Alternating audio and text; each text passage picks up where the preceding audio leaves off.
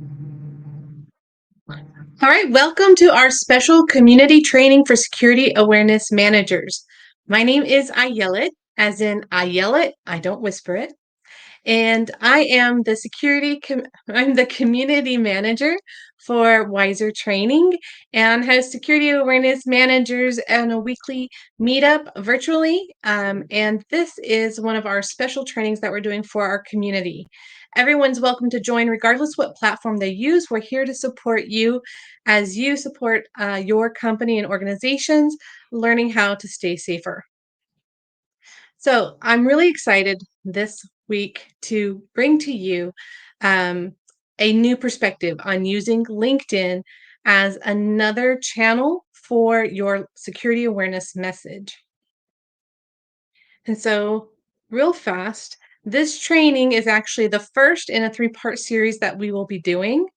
Um, the first one, we're going to cover just kind of LinkedIn basics for networking and professional branding and why that's important and how to use it strategically as part of your overall security awareness campaigns.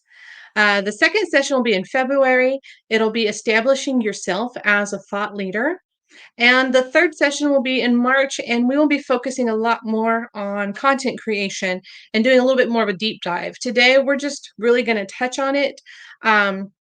But in that final session, we want to be able to provide you different, perspectives on the different types of content you can create on LinkedIn, and kind of when and how, and some best practices there. Now, if you are in the audience, please feel free to send in questions. I will try to get through this and have time for question and answer at the end. And I really welcome participation. Usually, I have our meetups with our different uh, people in the community, and so it's a little hard for me doing this one-on-one. So, thank you, Leanne, and thank you for joining us. I know it's a little bit late in the afternoon for you, so I'm really excited to have you here. All right, so let's get started. All right. Now, it's not a new thing to say that security awareness has a marketing challenge. But I want to just kind of touch on what some of those challenges are and, in relation to how we can then take some of that in marketing and to apply it to security awareness and our campaigns there. All right. So, first off, security awareness in my mind is a lot like a startup that has an innovative solution. It's so innovative, in fact, that there is the target audience doesn't even know that they need this innovative solution. And I feel like that the same is true for security awareness. And while it's really not innovative, it's been around for many, many years. People have been sharing these same messages. The target audience, though, needs to be educated. Just like the startup would have to educate their market audience, we need to educate first the consumer, the end user, and we need to teach them, and bring them along on the journey of the customer journey. We would call it in marketing. But for security awareness professionals, we just want to help them mature in their security awareness understanding. So we have to educate. And then the second thing is the other second challenge is that they have different audiences to market to, right? You don't have one set audience. You have the C suite, you have the board members, you have, everyone from just the secretary to the marketing departments who need a different message than the finance teams who need a different message than the developers, right? You've got so many different audiences you have to target to. Um, One interesting note that I want to bring up is is why um sorry, just got interrupted. Nathan and Brian, thank you so much for joining us. I'm really excited to have you guys here. So okay, an interesting stat about enterprise marketing is that it takes 11 touch points before an executive makes will even begin to consider your product, right? Now, if we were to translate that into security awareness, um, it's going to take at least that many touch points to educate our professionals on security awareness for them to even begin to start thinking and taking it in, especially if it's a new idea, a new concept. So why LinkedIn? Well, if you're like me, I was about 4 years ago, I used to think of LinkedIn as just kind of the boring location for, people in suits who do kind of that, really dry networking. And, maybe I'll join it whenever I need to job search. However, fast forward to today, LinkedIn has become vastly different. It has now become the virtual water cooler professionally. It's become the place to grow professionally in your knowledge and learning. A lot of professional sharing of information in as well as networking and community support. So LinkedIn is not what it used to be in the past. And even more so, LinkedIn is transforming itself to stay up with the times and to keep itself relevant, especially now in our more than ever digital age. So to stay on it just a little bit longer, why LinkedIn? Because I really want this is where I want to help you transform a little bit how you think about it. First off, because that's where the decision makers are. The decision makers in your company, in your organization, they're hanging out on LinkedIn. And remember what we said about a minute ago about the enterprise, decision makers had to have those 11 touch points. These decision makers, many of them use LinkedIn content, the content they see on LinkedIn to help them make those decisions. So, what's stopping you as a security awareness professional from adding your voice and being one of those voices in front of your very own decision leaders within your company? Secondly, your coworkers are on LinkedIn. Okay, to more and lesser degrees, you have the ability to influence and to add one more channel to drip that knowledge of security awareness in before them. The bonus, though, is it's a bit of a neutral playground, right? It's not the Yammer or the Microsoft Teams, you know, um, that they get and they feel like, oh, one more message or one more thing I have to do. On LinkedIn, it's going to come across more of, oh, my colleague shared something kind of interesting. Let's see what they have to say, right? It's a little more relaxed, it's a little more casual and informal in a way. And so this is your opportunity to be one of those touch points with your decision makers and with your coworkers on LinkedIn in a lot more friendly and indirect way. Third thing to know about LinkedIn is it's been in a transition to highlight content creators. So it was, to stay up with the times, it is starting to actually add more weight to people who are actually creating content. And so, as security awareness professionals, you're creating content anyways to put out into, your company. And some of that content can be repurposed and used on LinkedIn as well. And fourth, as you're building awareness on the platform, you're also growing your professional brand. It's just kind of a natural, um, it's a natural flow of what you're doing because you're being consistent, you're posting regularly. It will naturally elevate you as you do it for the long term. Now, I do want to say it's not a silver bullet. It's definitely a long game, but it's one that you can see returns a lot quicker than you think if you're really committed to it and you're strategic. And we'll talk about that in a little bit. Okay, I want to just touch on personal branding. I'm not going to go real deep into it. This is not a optimize your LinkedIn profile for a job. But I do want to hit on a few key areas of your profile just to help you present yourself in the best professional way possible, especially if your content is being seen by your decision makers. If you want a more in-depth training on how to optimize your profile, I actually did a talk for ISSA International, and you can find that on my profile under the featured section. Okay. So first off, personal branding or professional branding. A lot of people say it can be actually one and the same. Why is it important? Well, because visibility equals familiarity. And for us as security awareness professionals, we want to open up those lines of communication. We want to make ourselves the address for questions, for concerns, right? Anything and everything security related that, you know, our team might have, we want to be able to be approachable. And as we grow our own professional branding, they will start seeing us more. And that just immediately builds familiarity. Think about, you know, a YouTuber or someone that you follow, even here on LinkedIn, and you've seen their face, you've seen their content over and over again, and you feel like you know them. You know, maybe you're not buddy buddies with them, but you already it creates a sense of connection.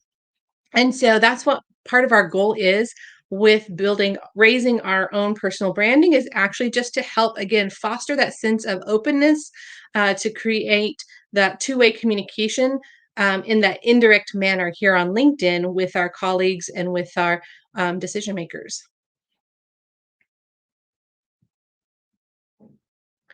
All right, so this is real quick what we're going to touch on for optimizing our profile, just to give us a little boost. First off, profile pic. I know you think I shouldn't say it, but believe me, I have reviewed so many profiles in my past job that it bears saying at least once.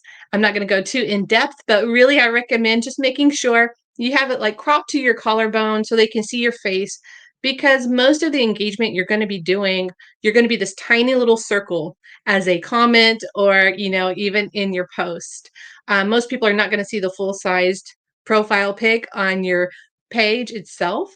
So just make sure it's clear, a solid background behind you, and good lighting in front of you. Snap a photo, you know, and that really will put you ahead of many people.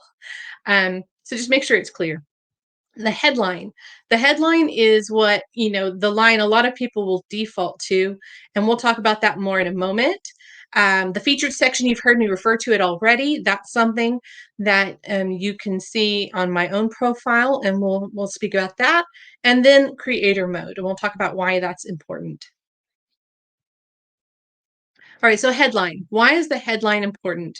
It's your business card, right? It's your digital business card because it follows you around anytime you're engaging on LinkedIn.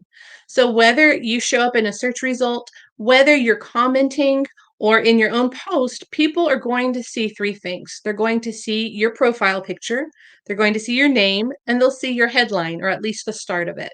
So you want to make sure your headline has the USP, the unique selling point of you, right? You want to stand out. Now you can see in the examples here I have, they're very generic. Now it's great. I know what role they have, and I mean, that is helpful, but there are so many CISOs, there are so many, you know, directors of security. It doesn't stand out, it doesn't tell me much about you. Um, so we want to make sure that we are starting our headline with something that's a little bit more unique. It conveys information that is clear, but that also kind of catches attention, right? It goes back to your marketing yourself in order to better market the security awareness as well. All right, so I'm just going to touch on just a quick crash course on effective headlines. Like I said, you want to make sure it conveys your key selling point, what you want to be known for, or what is most important to you. It's important to make sure that you put that at the beginning of the headline. You can actually add, I believe, over 200 characters, right? You can get pretty lengthy, as I'm sure you've seen on some, but you want to make sure that it stands out and put the most important part first. All right. And you want to make sure it supports your personal branding. All right. My favorite example is actually not from cybersecurity. It's this healthcare marketing phenom. Usually, I don't recommend using words like expert, guru, or ninja, but she gets points for being creative. Um, but why is it important? Healthcare marketing, already, I know within what industry she operates in, and I know she's in marketing. So if I'm someone who's looking for a marketer, and I work in healthcare, she immediately comes to the top of my list. Or if she's making a comment, right, in the healthcare industry about marketing, already I know she's very relevant to the conversation. But just like cybersecurity, marketing is very broad. So she narrows it down for us to content creator. All right. So already I'm getting a clearer picture. She started kind of broad and then she's clarifying it with each one. Then she kind of surprises us with something a little bit personal, but with the picture she's already painted us, that we know, okay, this didn't happen by accident. She's telling a story with her headline. She's conveying so much information just in the headline itself. All right. And then the other two are supporting. They're not as important. So they're at the end, but they support that this person is most likely passionate about healthcare. She didn't stumble into it, she experienced it. And so she has personal stake in it. So that tells me a lot about the person without ever looking at their profile. There's another example. I think it could be refined just a little bit, but you see, they went further to show some uniqueness. They showed, a publication that they were featured in, and that they're a podcast host. So you know already this person's putting out a lot of content, right? I think it could probably be added in some more niche terms to kind of paint a little bit clearer picture. Maybe the industry, but already, I think this is a lot more effective. This next slide is just an example of more headlines because I love working from examples, but I'll let you review that on your own. And I'm happy to share the slides when we send out the recording. And if I didn't say it before, if you didn't register for this training series, there's a link in the comments that you can register and we'll send the recording to you as well. All right, now we're moving on to the featured section. This is really just, again, one of those touch points. And this is really just to kind of support you as a professional. But also you can use it to highlight, content that you feel like is important for people. So if you have an awareness piece that you created or an interview that you did that you think is really beneficial, then highlight it here, right? I like to say this is like your mini portfolio on your profile page. And the nice thing too is that you are not limited to just posts. You can actually upload or link to outside media and sources. So it's useful in in that way. I would say it's not like high priority, but it's a nice adding thing if you want to just kind of continue to tweak your profile. Lastly is the creator mode. So now, like I said before, LinkedIn is starting to really push content creators. And one of the ways that you can get in on this action is to just simply turn on creator mode. Otherwise, you will be in what's like called, I believe it's classic mode. Hi, Alessandra. Thank you for joining. Um, so the creator mode will actually help boost your visibility. But it's not just turning it on is not enough. You actually, to get benefit from that extra boost, you have to commit to being consistent in your posting. So that is one thing that you will need to take into consideration if you want to actually see benefits from this. Visibility wise and reach wise, then you will need to commit to posting regularly. However, some of the added bonus features is that you get access to LinkedIn Live, such as what I'm doing now. You can do audio events if that is something of interest to you. For those who loved Clubhouse, LinkedIn has it now too. You can also have access to creating your own newsletters. Newsletters are not getting quite the reach or visibility they used to in years past, but it's still a great option, especially for those who love to write. So it's definitely not one to be discounted. But just if you know in the past, it had a lot more visibility. It's not the same weight that it used to have, but still really good. And then the last one is a follow tool, which basically means you get just a code that you can then put in other places like on your website, your blog, or other locations that is a follow button and people can immediately connect and follow with you. So that's the creator mode, and I really encourage you to turn it on. Consistent posting, that's a great question. At least 2 to 3 times a week. If you can hit 2 to 3 times a week, you're doing great. Does it have to be daily, multiple times a day? Not necessarily. And that can even be a negative thing if you do it too often. Gabby might disagree with me, but at the same time, there's a lot of factors that go into it, right? There's no magic number, but definitely 2 to 3 times a week would be a good goal to aim for. Okay. So, speaking of audiences, who are yours? Right? Who are the audiences that you want to target? And this is important, just like with any project, whether it's cyber or marketing or something else, you need to know your goal and you need to know who you're targeting. For us, I'm coming at this very specifically that our goal is to get the cyber word out about security awareness. Um, and so we need to be very focused and clear. Now, it doesn't mean that we only talk to one audience, right? But first, if we can identify who in our network and who in our company we want to really try to get more visibility and get in front of them more, we need to take a moment and kind of write them down, right? So you have within your company your C-suite, you have your business managers, right, or even your board members. Um, so that's one level. Another audience, of course, is your regular coworkers. I'll collectively just say the regular user. Community oriented. It could be maybe you're not talking to directly to your sorry, I went completely blank. Not talking directly to your company, right? You're wanting to do maybe more of a social responsibility, and you want to talk to the small business owner. I use that example because that's one of mine that I identified. I'm very passionate about our small business owners, and so on occasion, I have posts that are directed and aimed at small business owners, entrepreneurs, freelancers, and I kind of put them all in that group. Right? And then lastly, your cyber peers, right? That would just be more of your kind of your professional knowledge, your observations, right? Where you can get a little more technical because you're talking to the technical crowd. So you want to know who you're talking to, and you don't want to confuse that, right? Otherwise, the message gets lost. And speaking of message, the way to kind of keep it focused is it's not to say that you only choose one audience and you stay only on them. You can have different audiences.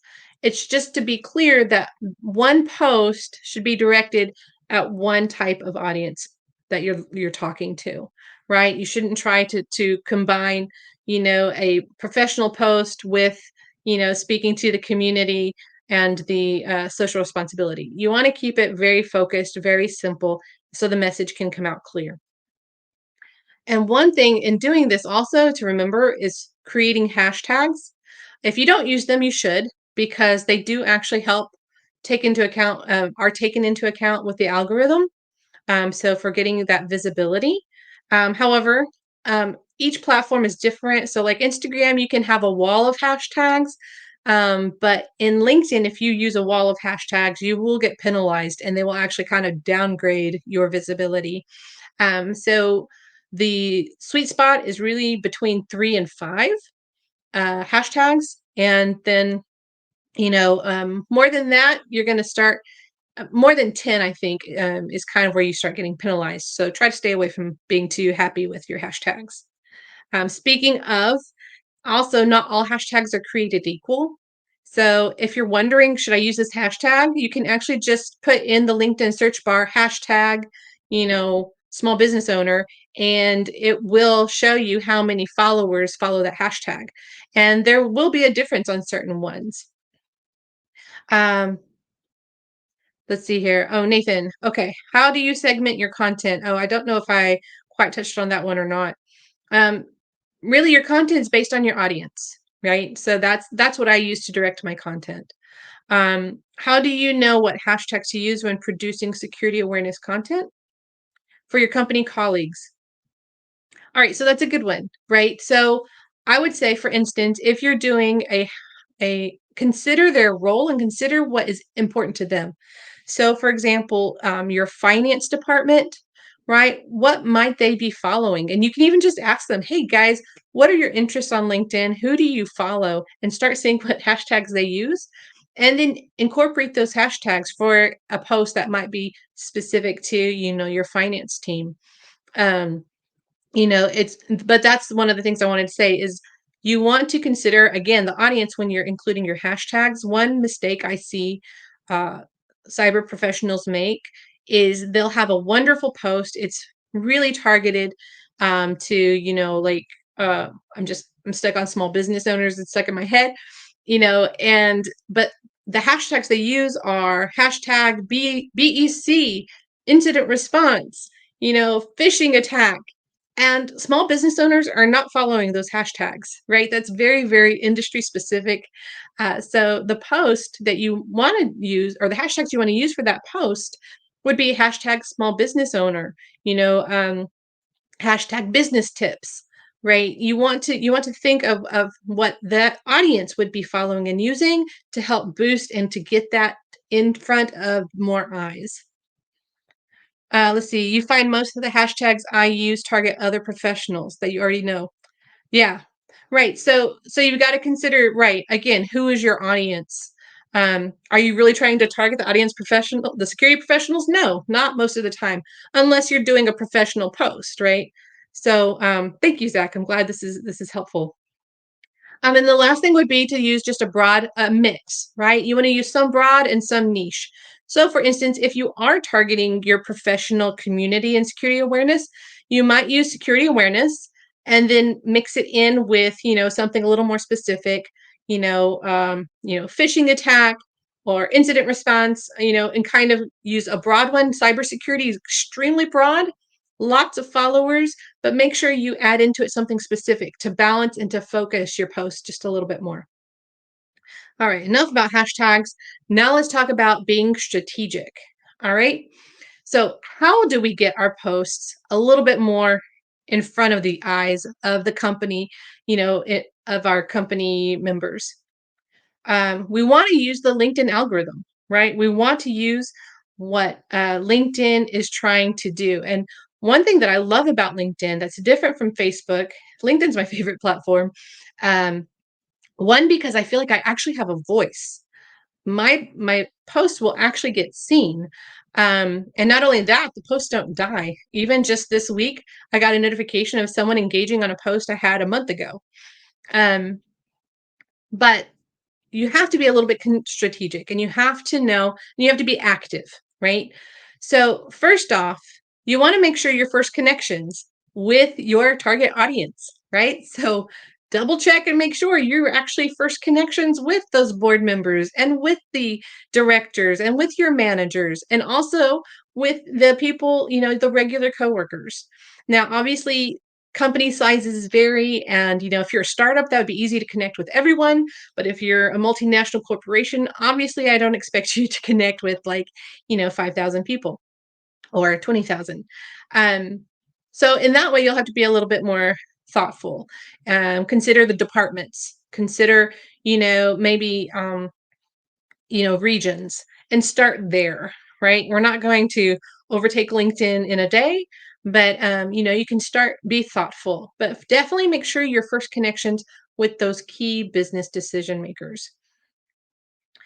And then lastly, what I want you to do, so you've made sure you're connected with your business decision makers. You've made sure you're connected with a good number of the regular coworkers so that they will also start to see your content. But I want you to narrow it down, right, to just the top 10. And these top 10 are going to be a mix of these, different categories. And they're going to be a little more active, right? Obviously, you're going to have some board members or, CEOs who are not super active on the platform. Okay, so you're connected with them, but maybe they don't go in your top 10. You want people who are going to be engaged and who will be willing to engage. So you're going to make a list and you're going to put it to the side. And then we're going to do my low tech hack um, to making it easy and quick for you to engage with them on a regular basis. Because one of the things the LinkedIn algorithm prioritizes is engagement with each other. They want to see that the author of a post is also engaging with other people in the community. There's a phrase they say, don't post and ghost, right? Don't just throw your content up and like, you're done, made it, I've crossed the finish line. You actually do have to put in a little bit more effort. However, because you are very busy, and I'm sure you're already kind of starting to go, oh my gosh, I don't have the time for this. Um, this little hack will help you be targeted, focused, and keep your time to a minimum. Okay, so you've got your top 10. What I want you to do is open up each of their profile pages, and I want you to navigate down to their section that says activity. And then you're going to open up the link that says see all activity. Okay? Simple enough. If you've done OSINT, you've already know this exists and this is here. Next, though, this is important, is that I want you to change the default view from all activity to simply the posts. And then um, this allows you to be able to go directly to their posts. You don't have to navigate every time through their profile page. You can simply go straight to see what was the latest thing that they said or, engaged with, and you can engage with them. You can comment and you can like, right? And you can start creating more interaction between you and the people within your company. And from there, you're simply going to just put a folder on your bookmarks bar, and you're going to put all of these people's URLs inside your folder so that every time that you go to post, you don't just post and ghost. You put your post up, and you can either engage before or after. It doesn't matter necessarily when. And then you're going to take a few minutes and just see quickly what's the latest thing they've said. Is anything new? And you're going to start that engagement, right? And LinkedIn will start seeing this, and that will also add to the consideration of the almighty algorithm of the visibility of the posts that you have. So um, it's not the end all be all, but it will definitely start providing a boost. And the more that you engage with these individuals, the more they will see your content in their feed. And not only that, the more, because you've connected to them, their connections that might be second to you will also start seeing your content. So it's kind of a natural reach for your content, and it's again, and it's building that camaraderie. It's building that openness of conversations in a kind of a less threatening environment. And I'm not saying every post, every comment you say should be cyber secure, right? Just natural, right? Keep everything natural. We want to support, we want to encourage, and part of that's just being a human on LinkedIn. It's just a digital platform for human engagements. Do search engines discover your LinkedIn content? Uh, I should know the answer to that. I want to say that it is searchable, but now Nathan, you put me on the spot, and I'm sure now I'll have to double check. Definitely, your profiles are, as we all know, um, but I'll have to double check on that one before I give you an answer. It's a good question, though. Okay. Now that's my crash course, and I went through it a little bit faster than I planned, but I did want to allow for time for questions and answers. Thank you, Zach. Okay. Um, so I want to give you a little bit of homework, right? So we've got all this information. I want to help you try to actualize it. So turn on your creator mode. It's very simple. You're going to just, on your profile page, you'll scroll down to a section that says resources, and creator mode will be there for you to toggle on. And then I want you to choose to optimize just one section. It doesn't have to be everything, but just one area where you can improve for your own profile, professional branding, just to optimize one area. And you've got that down, and I want you turned on creator mode. So that means if you've turned it on, you're committing to post at least 2 to 3 times a week. So decide what that is, write it in your calendar, and get started doing that. I'm going to keep going just real fast. Identify your audience and connect, right? And it doesn't have to be your entire team all at once, right? Do it in bite sizes. Even just say, I'm going to pick, 5 managers or directors and, 5, coworkers, and just start connecting with them, making sure your first connection, and then go and bookmark those top 10 we talked about. Thank you, Zach. You confirmed that LinkedIn posts do show up on Google, so appreciate you doing that. Thank you, guys. All right, so that's your homework. And we'll be meeting again in a couple of weeks. And so if you want support for this, you can join us on LinkedIn. We have a group, Security Awareness Managers. There should be a link in the comments, or you can DM me and I'm happy to send it to you. Or I also have a Signal group where you can, post your questions, show us your progress. If you want feedback on a post, right now, I really don't want you to worry so much about what to post. It's more of just getting started and, creating the habit. And then in the next couple of sessions, we'll start focusing more on, types of posts and content to consider. So that's your homework. Do you have any questions? You've already had some great questions.